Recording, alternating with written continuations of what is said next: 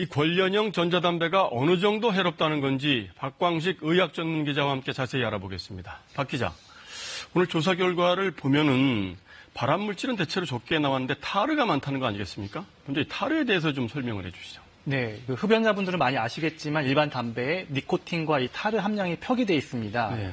그래서 이 흡연자들 많으면 이게 독하다라고 흔히들 말을 하는데요. 여기서 타르는 단일 독성 물질이 아닙니다.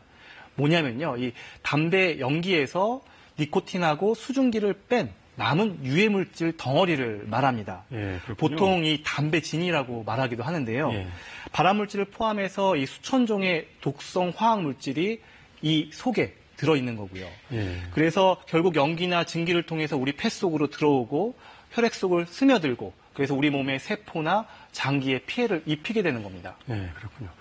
그런데 이 일반 담배하고 관련형 전자담배하고 타르 수치를 단순히 비교하는 것은 옳지 않다, 이런 지적이 있던데요. 또 그걸 들으면 혼란스러울 수 있습니다. 예. 실제로 독일 연방 위해 평가원에서 이 단순 타르를 비교하는 건, 수치를 비교하는 거는 무리가 있다라고 말한 적이 있습니다. 그래서 일반 담배를 태운 연기하고 그리고 관련형 담배를 찐 증기하고 비교하는 건 구성 성분이 다르기 때문에 무리라는 겁니다. 그래서 이 식약처도 타르 단순 수치를 비교하는 거는 그 유해성을 비교하는 거는 어렵다고 말을 했습니다. 하지만 이 70종의 발암 물질과 또 7천여 종의 유해 물질이 복합체인 일반 담배라는 점을 고려한다면 일단 타르가 더 많다는 건 우리가 알지 못한 유해 물질이 더 많이 포함되어 있을 가능성이 높다라고 보는 겁니다. 네. 근데 일단 타르를 제외하면 다른 유해 성분들은 적게 검출된 거 아닙니까? 그러면 덜 해로운 담배가 맞는 거 아닌가요? 일단 적게 검출된 건 맞습니다. 예. 이 표를 보시면요. 발암 물질 등 이 9개 성분에 대한 비교 결과인데요. 실제 유해 물질 함유량이 일반 담배와 비교해서 적게는 0%에서 많게는 28% 수준에 불과했습니다. 예.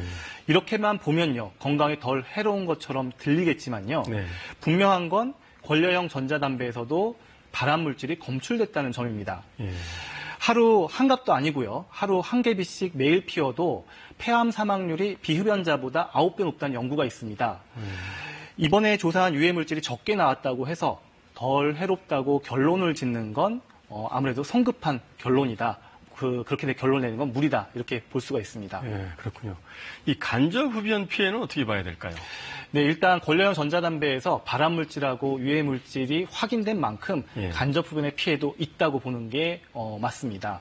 그래서 같은 공간에 피우는 사람이 있다면 옆에 있는 다른 사람에게도 그 유해 물질 그대로 노출되기 때문에 건물 안이나 비흡연 공간에서는 전자담배라도 피워서는 안 되겠습니다. 네, 안 피우는 게 좋다는 얘기네요.